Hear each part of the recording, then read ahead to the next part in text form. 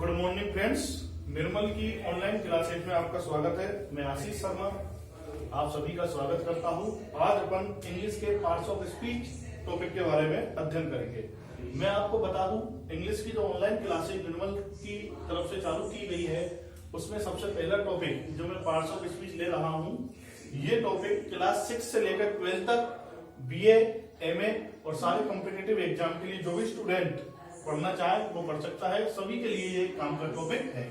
शुरुआत हम बिल्कुल एबीसीडी से करेंगे, बेस से करेंगे, जो बिल्कुल कमजोर से कमजोर स्टूडेंट को भी समझ में आ जाए। और फिर हमारा जो फॉर्मूला रहेगा समझने का, वो रहेगा सिंपल टू कॉम्प्लेक्स, मतलब साधारण से लेकर बिल्कुल जटिल तक किस प्रकार से अपन topic wise topic, subject wise subject समझते चलेंगे, उसकी आज अपन शुरुआत कर रहे हैं। आज का अपन टॉपिक है पार्ट्स ऑफ स्पीच। लेकिन पार्ट्स ऑफ स्पीच से पहले मैं थोड़ा सा इंट्रोड्यूस कर लेता हूं आपको बेसिक ग्रामर से। सबसे पहले दोस्तों, जब हम इंग्लिश की बात करते हैं, आप सभी जानते हो, जब हम बात करते हैं इंग्लिश की, तो आपके दिमाग में एक चीज आती है कि सर इंग्लिश जो है वो हमें सभी सब्जेक्ट से अलग क्यों लगती है। उसका रीजन है दोस्तों कि इंग्लिश जो है वो एक सब्जेक्ट नहीं होकर एक लैंग्वेज है, एक भाषा है। इंग्लिश को अपन क्या बोल सकते हैं, सभी मेरे साथ बोलते चलेंगे, वेरी गुड, बहुत अच्छे, लैंग्वेज। इंग्लिश क्या है, एक लैंग्वेज, भाषा नहीं है। देखो, भाषा में और सब्जेक्ट में, लैंग्वेज में और एक सब्जेक्ट में जो डिफरेंस होता है मित्रों, फ्रेंड्स, वो डिफरेंस क्या है कि सब्जेक्ट का एक फिक्स रूल होता है, एक फिक्स सिलेबस होता है, एक फिक्स लिमिटेशन होती है। लेकिन लैंग्वेज जो होता है उसका एक लिटरेचर जो होती है, उसकी वोकैबुलरी जो होती है और उसकी जो ग्रामर होती है, व्याकरण होती है, वो बहुत ज्यादा व्यापक होती है। इसलिए इंग्लिश को समझने के लिए हमें बहुत ही ध्यान से एक बार ये सारी चीजें भी समझने की जरूरत होगी, बेस से बिल्कुल, कि इंग्लिश क्या है, एक लैंग्वेज है। वेरी गुड दोस्तों, अगर लैंग्वेज की बात करें तो लैंग्वेज आती कहां से है, बहुत ही अच्छे, लैंग्वेज आती कहां से है, साउंड से। बिल्कुल आपने सभी ने सही पहचाना, लैंग्वेज आती है साउंड से। हमारे मुंह से या किसी भी व्यक्ति के मुंह से जो भी साउंड निकला, जो भी ध्वनि निकली, तो वो उस ध्वनि का, प्रत्येक ध्वनि का कोई ना कोई एक संकेत होता है, प्रत्येक ध्वनि का कोई ना कोई एक संकेत होता है कि वो व्यक्ति हमसे क्या कहना चाह रहा है, और उसी को अपन भाषा का रूप दे देते हैं। इंग्लिश में अगर अपन इंग्लिश लैंग्वेज में अगर साउंड की बात करें, तो इंग्लिश लैंग्वेज के साउंड को जो रिप्रेजेंट करते हैं उनको अपन बोलते हैं लेटर्स। इंग्लिश लैंग्वेज के साउंड को जो अपन रिप्रेजेंट करते हैं उनको बोलेंगे दोस्तों लेटर्स। और इन लेटर्स को जो रिप्रेजेंट करते हैं वो होते हैं इंग्लिश में 26, जैसा कि आप सभी जानते हो, ए से लेकर जेड तक। और आप सभी जानते हो इन्हीं लेटर्स को एक नाम दिया गया है जिसको अपन बोल सकते हैं अल्फाबेट। बहुत ही अच्छे, जिसको अपन बोल सकते हैं अल्फाबेट। आप मेरे साथ बोलते चलेंगे, दोबारा से एक बार रिपीट कर देता हूं। इंग्लिश का है, लैंग्वेज है, लैंग्वेज आती कहां से, साउंड से। और इंग्लिश का साउंड को जिसने रिप्रेजेंट किया वो 26 लेटर जो है ए से जेड तक, उनको अपन अल्फाबेट्स बोलते हैं। और आप सभी जानते हो इसी अल्फाबेट्स को अपन दो भागों में बांट सकते हैं, वाउल्स और कॉन्सोनेंट्स। बहुत ही अच्छे, इनको अपन दो भागों में बांट सकते हैं, एक है वाउल्स और दूसरा है कॉन्सोनेंट्स। बहुत ही अच्छे, एक है वाउल्स, दूसरा है कॉन्सोनेंट्स। वाउल्स की संख्या आपको पता ही है, ए, ई, आई, ओ, यू। Very good. और कॉन्सोनेंट्स की जो संख्या है वो हमें पता है, बी, सी से लेकर जेड तक विदाउट वाइल्स। ये हमारी एक बेसिक इंफॉर्मेशन लेटर की हुई, अक्षर की हुई। अक्षर मतलब जिसका कोई हम छद नहीं कर सके। किसी भी भाषा की सबसे पहली यूनिट, फर्स्ट यूनिट, प्राथमिक इकाई जो होती है वो उसके अक्षर होते हैं। इंग्लिश में जैसा कि आपको सभी पता है, आप बचपन से तीसरी क्लास से पढ़ते आ रहे हो, इंग्लिश अल्फाबेट में 26 लेटर्स है, वॉयल्स है 5, कॉन्सोनेंट्स है 21 और टोटल लेटर्स है 26। हाँ, यदि अल्फाबेट की बात करें, कभी कभी हमसे मिस्टेक हो जाती है और कभी कभी हमसे कोई पूछता है कि इंग्लिश अल्फाबेट कितनी है, तो अपन 26 आंसर कभी कभी गलती से दे देते हैं। तो ये ध्यान रखना है दोस्तों कि इसको प्लूरल बनाने की जरूरत नहीं है, क्योंकि ये अपने आप में ग्रुप है 26 लेटर्स का। अब इसके बाद अल्फाबेट के बाद यदि मैं बात करता हूं शब्द की, आप सभी जानते हो, हिंदी में भी आपने पढ़ा है, अक्षरों से मिलकर शब्द बनता है, उसी प्रकार लेटर से मिलकर हमारा बनता है वर्ड। यदि मैं बात करता हूं किसकी, वर्ड की, ये जो हमारा इंग्लिश ग्रामर का आज का टॉपिक है पार्ट्स ऑफ स्पीच, वो इसी के आधार पर है। पार्ट्स ऑफ स्पीच पे वर्ड्स के थ्रू ही हम आएंगे। वर्ड्स की यदि बात करें तो हमें पता है वर्ड जो बनता है वो होता है ए ग्रुप ऑफ लेटर। हम बोल सकते हैं ए ग्रुप ऑफ मीनिंगफुल लेटर्स या ए मीनिंगफुल यूनिट ऑफ लेटर्स।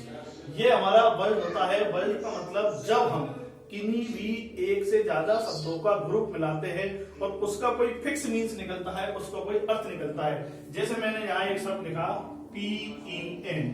दोस्तों इसमें आपको पता लग रहा है इसमें फिक्स 3 अक्षर है PEN, और इन तीनों को मिलकर हमारे कोई शब्द बना पेन, जो हम हाथ से लिखते हैं या आप कॉपी में आप जो हाथ में लेके बैठे हो उसको बन के बोलते हैं पेन। जैसे मैंने कोई शब्द लिखा CATK, आपको इसको पता है इसका मीन्स होता है लर्निंग। यदि ग्रुप ऑफ लेटर्स को मैं सही क्रम में नहीं जमाऊंगा, यदि मैं आपको लिखूं EPN या ATC, ये ग्रुप ऑफ लेटर्स तो है, लेकिन दोस्तों इनको हम शब्द नहीं कहेंगे, वर्ड नहीं कहेंगे। ये हमारी एक बेसिक इंफॉर्मेशन जो आप सब पर अब तक आती थी वो ही वर्ड तक। इसके बाद जब हम थोड़ा सा आगे चलते हैं डिटेल में दोस्तों, इसके बाद जब हम थोड़ा आगे चलते हैं तो यहां से हमारी एक ग्रामर की जो फर्स्ट स्टेप जो चालू होती है वो वर्ड से होती है। एक्चुअली होता क्या है दोस्तों, लेटर से मिलकर जिस प्रकार वर्ड बनते हैं उसी प्रकार वर्ड से मिलकर हमारे क्या बनते हैं सेंटेंस। और उन्हीं सेंटेंस को, सेंटेंस में जितने भी वर्ड होते हैं उनको हम अलग अलग रूप में किस प्रकार से आइडेंटिफाई कर सकते हैं। जैसे मैं एक नॉर्मली एक सेंटेंस लिखता हूं, Ram is going, Ram is going. अगर हम इसको आइडेंटिफाई करें कि इसमें राम क्या है, इज क्या है, गोइंग क्या है। अगर मैं कोई दूसरा सेंटेंस लिखता हूं, सी इज ब्यूटीफुल, फिर हम इसको आइडेंटिफाई करें सी क्या है, इज क्या है, ब्यूटीफुल क्या है। तो ग्रामेटिकल दृष्टि से प्रत्येक भाषा में प्रत्येक शब्द को कोई नाम दिए जाते हैं, और उन नामों को जो क्लासिफिकेशन होता है, उस नेम्स का जो क्लासिफिकेशन होता है इंग्लिश में, उसी को अपन पार्ट्स ऑफ स्पीच के नाम से दोस्तों जानते हैं। जैसे राम क्या है, नाउन है, इज क्या है, वर्ब है, गोइंग क्या है, वर्ब है, सी क्या है, प्रोनाउन है, इज क्या है, वर्ब है, ब्यूटीफुल क्या है, एडजेक्टिव है। तो ऐसे अपन शब्दों को ज्यादा से ज्यादा maximum we can divide the words in grammatical views. अपन ग्रामेटिकल दृष्टि से शब्दों को ज्यादा से ज्यादा कितने भागों में डिवाइड कर सकते हैं, उसी के बारे में अपन पार्ट्स ऑफ स्पीच में पढ़ेंगे। देखो दोस्तों, पार्ट्स ऑफ स्पीच को ग्रामेटिकल अगर व्यू से देखा जाए तो हमारे पार्ट्स ऑफ स्पीच को 8 भागों में बांटा गया है। उनके एक बार आप सभी मेरे साथ नाम बोलते चलेंगे। एक बार मैं आपको शुरू में उनको इंट्रोड्यूस करा देता हूं कि ये कितने होते हैं, इनका बेसिक कंसेप्ट क्या होता है, इनको बेसिक इंट्रोड्यूस अपन करेंगे। उसके बाद फिर टॉपिक वाइज एक एक पार्ट ऑफ स्पीच को अपन डिटेल में स्टडी करेंगे। सबसे पहले अगर मैं बात करूं तो सबसे पहले हमारा आता है नाउन। वेरी गुड, बोलते चलेंगे। सबसे फर्स्ट में क्या आया, नाउन। Very good. नंबर 2 पे यदि हम लिखते हैं तो नंबर 2 पे दोस्तों हम लिख सकते हैं प्रोनाउन। बहुत ही अच्छे। तीसरे पे अपन लिख सकते हैं एडजेक्टिव, बहुत अच्छे। चौथे नंबर पे लिख सकते हैं दोस्तों अपन वर्ब। 5वें नंबर पे अपन लिख सकते हैं एडवर्ब। 6ठे नंबर पे 6 जो है उस पे अपन लिख सकते हैं प्रेपोजिशन, TI। 7वें नंबर पे अपन लिख सकते हैं दोस्तों कंजंक्शन। और लास्ट एंड फाइनल 8 नंबर पे अपना आएगा इंटरजेक्शन। और देखिए दोस्तों, अगर आपको क्वेश्चन आए, सबसे पहले बेसिक कंसेप्ट क्लियर करते हैं कि how many parts of speech. तो अपन बोल सकते हैं there are 8 parts of speech in English language. English अंग्रेजी भाषा में पार्ट्स ऑफ स्पीच को 8 भागों में डिवाइड किया गया है। We can divided the part of speech in 8 parts. First number पर noun, pronoun, adjective, preposition, verb, conjunction, adverb and interjection. सबसे पहले इंग्लिश भाषा है, कोई भी भाषा में जितना हमारा ग्रामेटिकल नॉलेज अच्छा होना चाहिए उसी प्रकार हमारा प्रोनाउंसिएशन भी अच्छा होना चाहिए। तो एक बार दोबारा इनको प्रोनाउंसिएशन को अपन क्लियर करते चलेंगे। वेरी गुड, पढ़ते चलो आप। फर्स्ट को क्या बोला?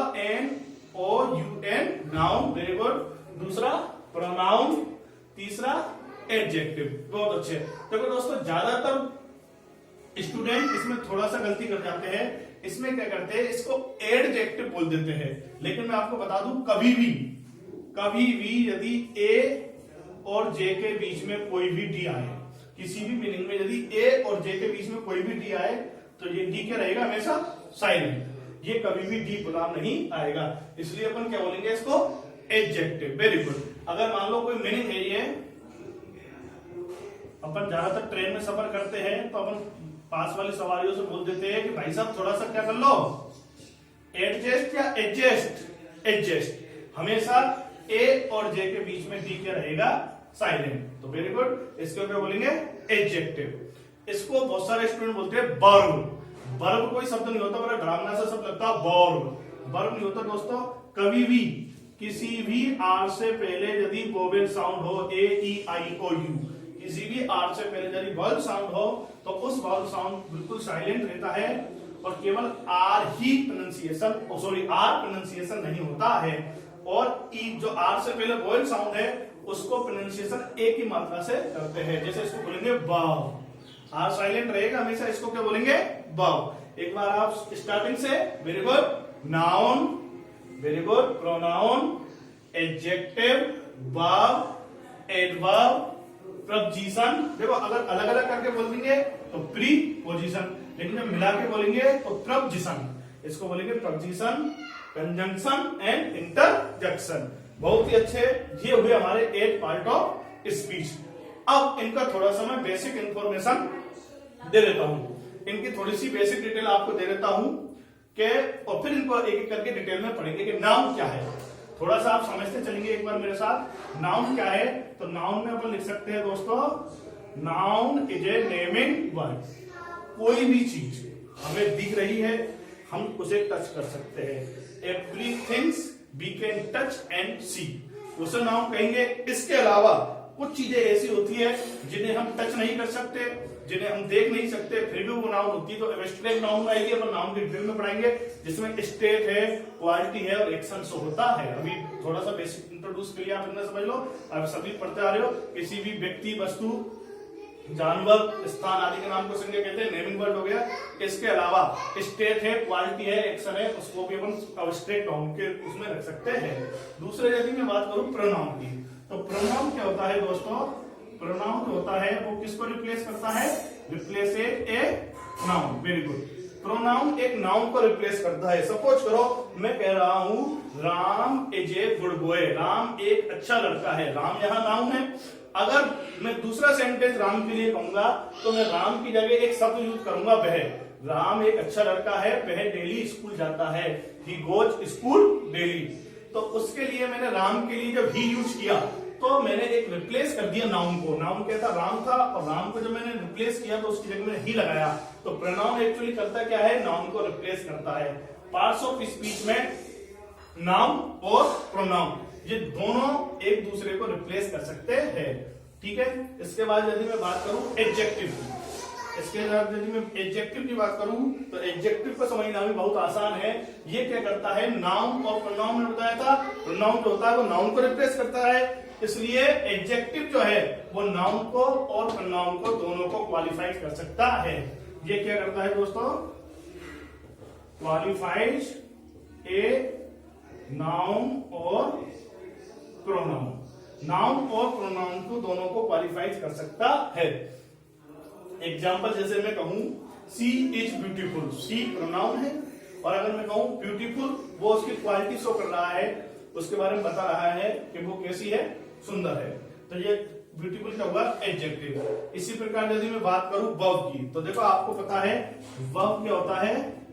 वर्ब एक एक्शन वर्ड होता है। एक एक्शन वर्ड होता है कि जैसे Ram is playing, she is dancing, he is knitting. तो ये सारे एक्शन वर्ड है, लेकिन कभी कभी वर्ब में एक्शन वर्ब के साथ साथ कुछ वर्ड ऐसे भी आ सकते हैं जो आपकी वर्ब नहीं होगी और वो एक्शन नहीं करेंगी लेकिन वर्ब होगी। जैसे मैं कहूं ही इज ए डॉक्टर, अब इसमें कोई एक्शन नहीं हो रहा है इसमें, लेकिन फिर भी वो वर्ब है। ऐसी वर्ब को अपन स्टेटिव वर्ब के अंदर रख सकते हैं। तो अपन क्या कर सकते हैं, ये एक्शन वर्ब है या स्टेट वर्ब भी है, ये स्टेट भी देते हैं। डिटेल में अपन वर्ब की जानकारी लेंगे जब इनको सारी चीजों को पढ़ेंगे। उसके बाद यदि मैं बात करूं एडवर्ब की, तो एडवर्ब में क्या होता है दोस्तों, एडवर्ब जो होता है, जिस प्रकार आपको पता है नाउन और प्रोनाउन, इनको किसने क्वालिफाई किया, एडजेक्टिव में। एडजेक्टिव जो है वो नाउन की और प्रोनाउन की क्वालिटी शो करेगा। इसी प्रकार एडवर्ब जो है वो एडजेक्टिव की, वर्ब की और एडवर्ब की, तीनों की क्वालिटी शो करेगा। ये क्या करता है, qualifies a verb an adverb and an adjective. ये दोस्तों तीनों की विशेषता को बताएगा। जैसे मैं कहूं सी रन्स फास्ट, यहां सी रन्स फास्ट, यहां रन्स क्या है, वर्ब है, और फास्ट क्या है, उसकी क्वालिटी बता रहा है। वो कैसे भागता है, तेज भागता है, तो फास्ट क्या हुआ, एडवर्ब।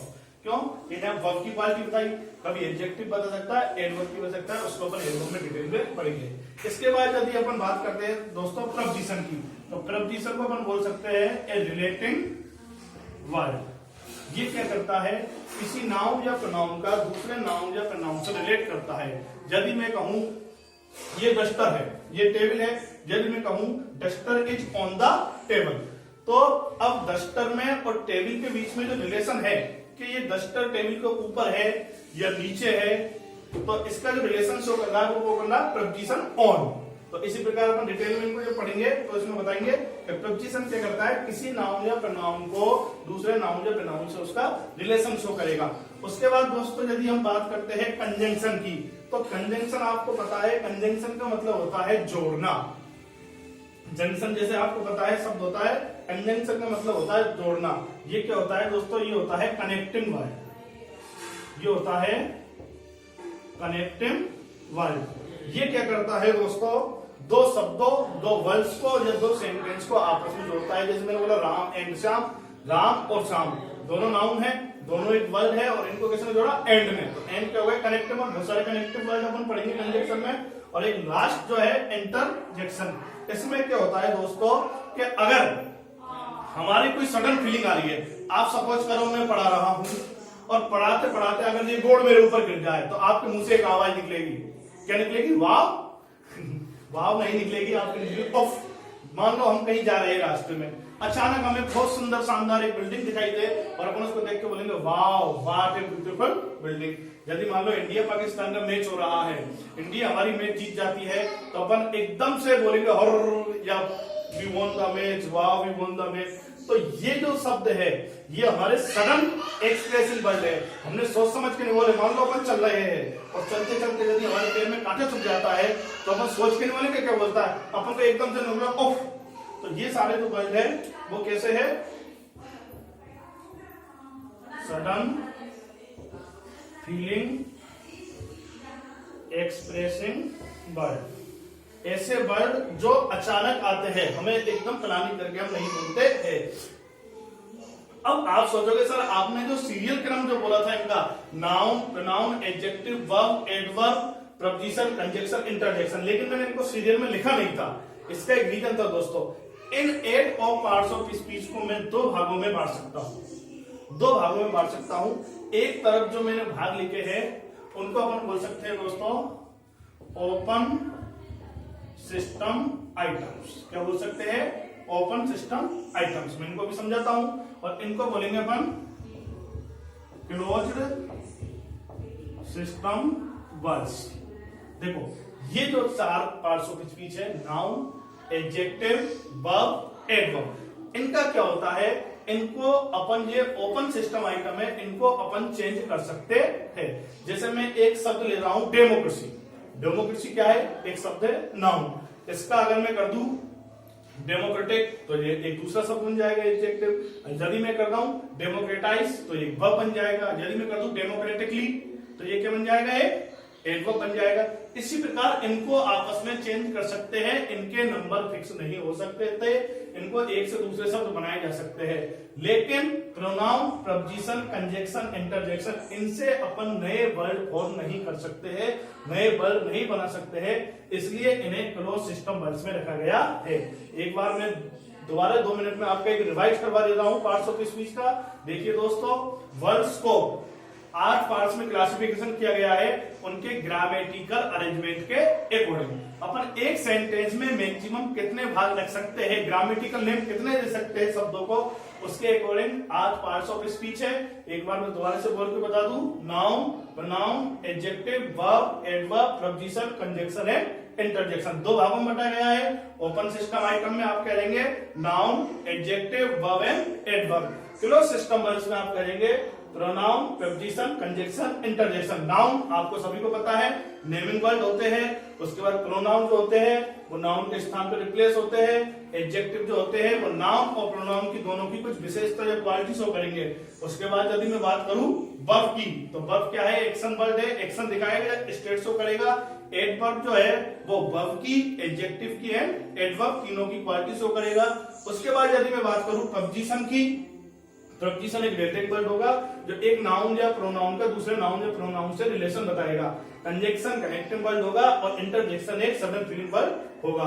उसके बाद आज का टॉपिक इतना ही। आज हमने पार्ट्स ऑफ स्पीच इंट्रोड्यूस करे हैं। कल दूसरी क्लास में पार्ट्स ऑफ स्पीच की ये क्लास पढ़ती, क्लास सेकंड में आपके लिए हम नाउन डिटेल से स्टार्टिंग से चालू करेंगे। जब तक के लिए नमस्कार, जय श्री कृष्ण।